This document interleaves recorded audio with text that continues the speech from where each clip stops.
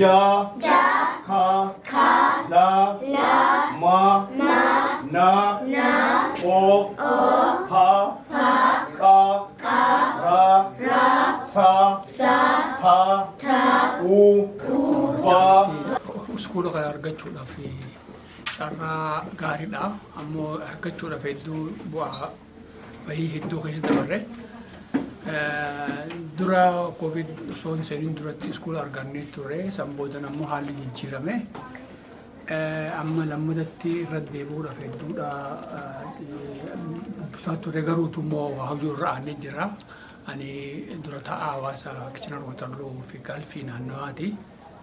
Haala kana duuba barreessaa keenya fi ammallee Adamii fi barsiisonni lammuudha fi duulalleen hedduudha. Waan kana irratti hedduudha nu gargaarani. Maajii irratti gaawwanni yaadaatti nafne hojiirra ooltetti har'aan tana guyyaa afuraffaa baatii 11ffaadha 2023 lammada qaraatiin barnoota ijoollee afaan Oromootiin barattu. Deeggarsa karaa mootummaatiin barsiisallee isaanummaan wanni godhanii tartiiba hundaa arganne kifliin amma keessa jiru kun keenyaa guyyaa sabtiidha namni nu alatti haa qabaatu hin jiru kun akkuma keenyatti hiree tan arganne hiree bareedduudha. Fuulduraafis eegata akka kana qabannee ilmaan keenya haganaa dhufuuf karaa hundaafu tartiiba kana qabannee jirra. Ilmaan keenya aadaa isaaniitii fi afaan isaanii kophee sirrii baratuudha. Barsiisonnis professional warra tahee warra barsiisadhaa ture biyyattis warra gahoomsa qabu magartee wanni elementarii high school illee warra barsiisuu danda'u. Carraa gaarii argannee kana keessatti namoota akka dhufee hirmaatu galatoomaa kanuma jechuudha. Dursa Gire Miidiyaan galatoomaa isiniin jedha. Wanti har'a guyyaa jalqabaa barnoota afaan Oromoo hiree argannee bara kanaaf jechuu eegalle yeroo jalqabaa kana durallee jalqabnee xiqqoo yeroo addaan jala citee ture isa sani saddaan citee deeffatudha malee isa duraatillee miti. Kanaaf kun gammachuu guddaa wanti maatiidhaaf dhaamnu wanni jiru afaan barsiifatuudha wanni guddaan bakka feene illee jiraannu aadaa fi afaan keenya gadhiisuu hin qabnu. Kanaaf namoonni hiree kanatti fayyadamne ijoollee isaanii fidanii ammallee argitee afaan ofii aadaa ofii kan akka barsiifatan asumaan jabeessinee dhaamuu barbaada. Kanuma yoo wanni hafe jiraate ni daballaa hin galatama. Ati akka nama tokkotti ijoollee meeqasitti si barachaa jiranii akka baratanii afaan Oromoo akka gaariitti dubbataniif hawwii maalii qabda? Ani amma as keessa ijoollee 4 qaba. Ijoollee afaanuu fidee asii barsiifatu jira.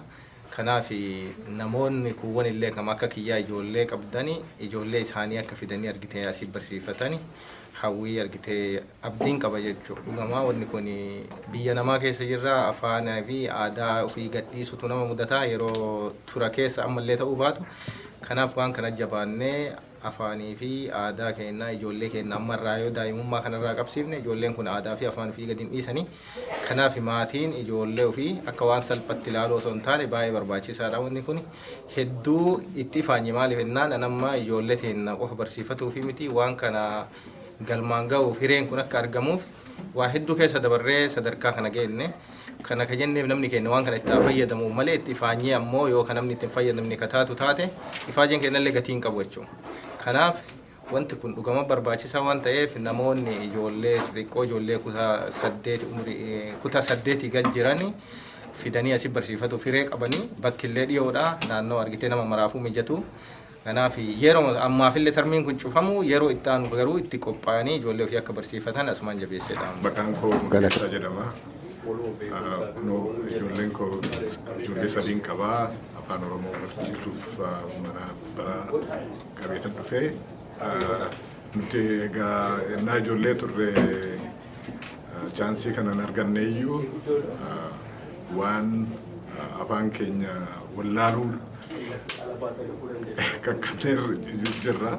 Har'a ijoolleen kiyya opportunity kana arganii afaan Oromoo baruuf as dhufaniis baay'ee nu gammachiisa.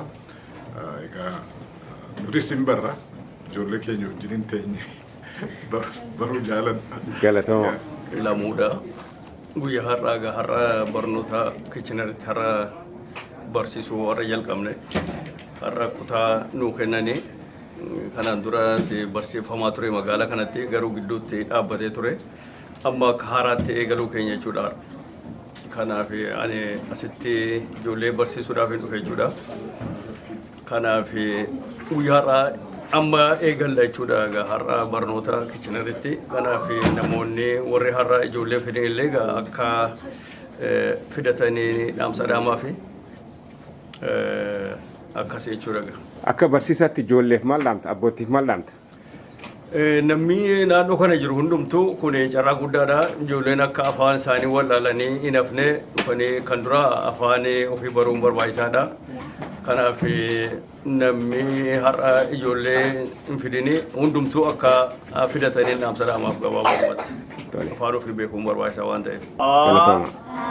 Ba Cha Da E Fa Ga Ha I Ja Ka La Ma Na O Pa Ka Ra Sa Tha U Va Wa Ta Ya Za